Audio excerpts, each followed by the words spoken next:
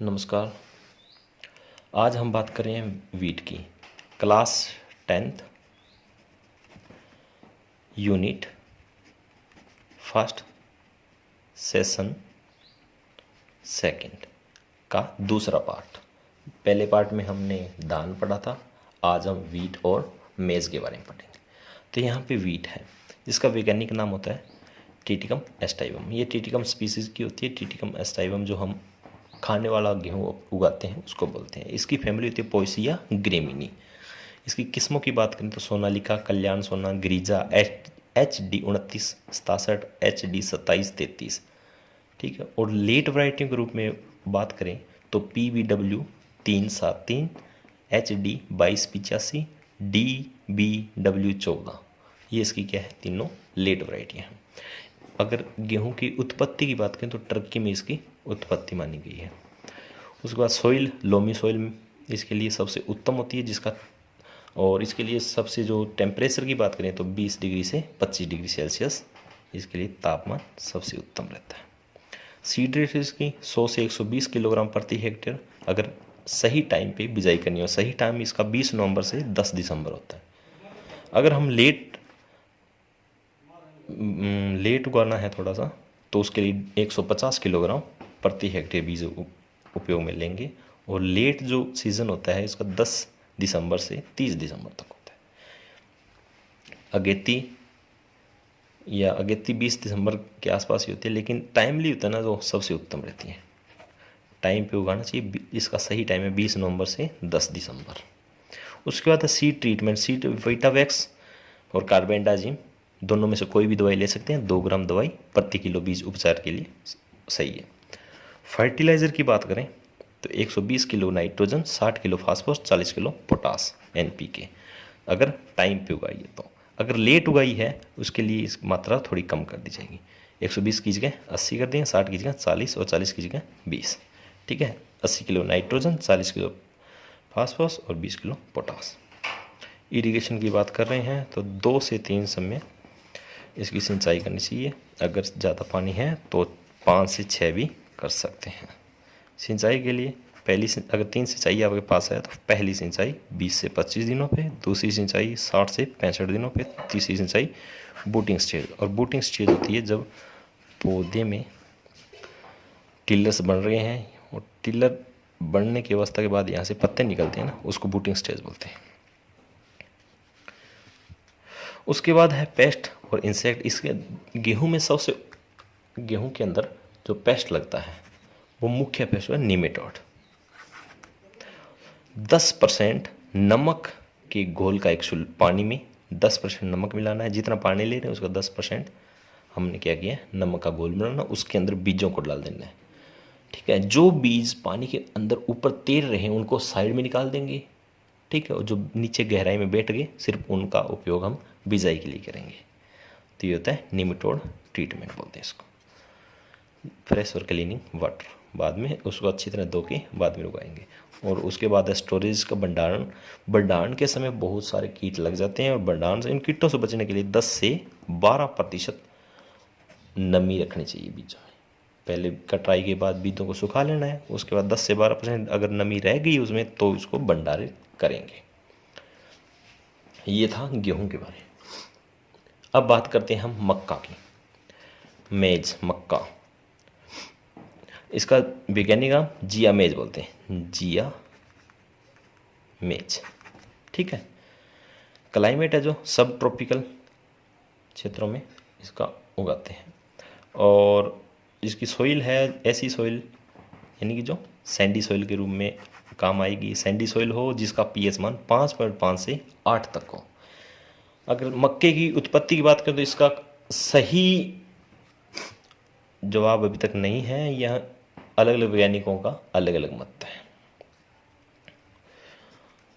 और sowing time की बात करें तो खरीफ सीजन और रबी सीजन दोनों सीजनों में उगाई जाती है। खरीफ सीजन में है मंथ ऑफ फरवरी और मार्च में, और रबी सीजन की बात है अक्टूबर नवंबर में इसकी बुआई करते हैं। मिनरल्स एंड फर्टिलाइजर, FYM देनी है तो 5 टन प्रति हेक्टेयर में और NPK देनी है नाइट्रोजन, फास्फोरस, पोटास 100 से 120 किलोग्राम नाइट्रोजन, 60 किलोग्राम फास्फोरस और 30 से 40 kilogram potash NPK। Seed rate की बात करें तो 20 से 22 किलोग्राम प्रति हेक्टेयर सीड रेट देनी है। और जब बीज बो रहे हैं तो उस टाइम गहराई 4 से 6 सेंटीमीटर। सीड रेट 22 किलोग्राम आसपास करें, 20 से 22। सीड ट्रीटमेंट बोवेस्टीन 3 ग्राम प्रति किलोग्राम बीज के हिसाब से। और जब बुआई करनी है गहराई 4 से 6 सेंटीमीटर है और स्पेसिंग रखनी है 70 × 25, यानी लाइन से लाइन 70 और पौधे से पौधे 25 सेंटीमीटर। और 1 हेक्टेयर इतनी अगर स्पेसिंग रखेंगे तो 1 हेक्टेयर के अंदर 66,666 पौधे प्रति हेक्टेयर में उगाए जाते हैं। इनकी किस्मों की बात करें तो गंगा हाइब्रिड मक्का 5, गंगा हाइब्रिड मक्का 5, हिमालय हाइब्रिड मक्का, प्रभात, धवल, ये इसकी किस्में हैं मक्का की। उसके बाद मक्का के प्लांट प्रोटेक्शन करनी है, मक्का की फसल की प्लांट प्रोटेक्शन सबसे महत्वपूर्ण होती है। देखो यहाँ पे इंसेक्ट की बात करें, मक्का के अंदर कौन कौन से इंसेक्ट लग रहे हैं।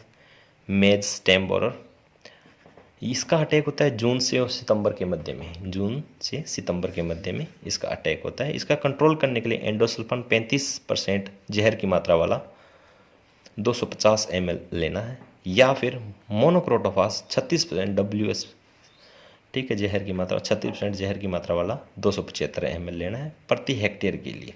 इसको 125 लीटर पानी में मिलाकर स्प्रे करनी है और यह स्प्रे 2 से 3 सप्ताह के अंतराल पर कर देनी चाहिए दोबारा, और साथ में 2 से 3 सप्ताह पे ही सोविंग के बाद में करनी है। यहाँ पे 2 से 3 सप्ताह सोविंग के बाद। दूसरा कीट है आर्मी वर्म और तीसरा है सिल्क कटर। ये 3 कीट है इसके मुख्य। इन आर्मी वर्म सिल्क कटर का दोनों का कंट्रोल सेविनाम 50% WP वेटेबल पाउडर बोलते हैं, WP को वेटेबल पाउडर, ठीक है, 250 ग्राम मात्रा 125 लीटर पानी में घोलकर स्प्रे करनी चाहिए। अगर रोगों की बात करें, डिजीज़, इसमें 2 मुख्य डिजीज़ हैं, लीफ ब्लाइट और बैक्टीरियल ब्लाइट। यहाँ पे लीफ ब्लाइट सबसे मुख्य है इसके अंदर। लीफ ब्लाइट के लिए पत्तियों पर, लीफ ब्लाइट की पहचान क्या है, पत्तियों पर लंबे लंबे भूरे रंग के धब्बे पड़ जाए। मान लो आपको यहाँ पे ये है धान, इसकी मक्का की पत्ती, ठीक है, तो यहाँ पे क्या होगा, एक धब्बा ऐसे होगा, ये धब्बे लंबे लंबे धब्बे हो गए जो फैलते रहते हैं और बाद में धीरे धीरे क्या होता है, पूर्ण पत्ती के ऊपर फैल जाते हैं और पत्ती बिल्कुल खराब हो जाती है, प्रकाश संश्लेषण नहीं होता, भोजन नहीं बना पाएगी और पौधा कमज़ोर रह जाता है, ठीक है। लीफ ब्लाइट, इसका कंट्रोल करने के लिए इंडोफिल M45 नाम की दवाई आती है, 500 ग्राम 250 लीटर पानी में मिलाकर प्रति हेक्टेयर में छिड़काव करना, और ये 10 दिन के अंतराल पे स्प्रे करनी है। 10 दिन के अंतराल पे फिर करनी है, फिर कंट्रोल ना हो तो फिर दोबारा फिर करनी है। उसके बाद वीड कंट्रोल भी एक समस्या होती है। वीड कंट्रोल के लिए एट्राजीन नाम की दवाई उपयोग में लेनी है, 1 किलोग्राम प्रति हेक्टेयर एट्राजीन, 1 किलोग्राम प्रति हेक्टेयर एट्राजीन। आज हमने क्लास 10वीं की पहली यूनिट का दूसरा सेशन कंप्लीट कर लिया है। किसी प्रकार की समस्या आ रही हो, किसी प्रकार का क्वेश्चन हो तो कमेंट बॉक्स में आप क्वेश्चन और समस्या अपनी बता सकते हैं। आगे की वीडियो प्राप्त करने के लिए अपने चैनल को सब्सक्राइब करो और अधिक से अधिक बच्चों तक वीडियो पहुंचाओ ताकि दूसरे बच्चों को भी इसके बारे में पता चले। धन्यवाद।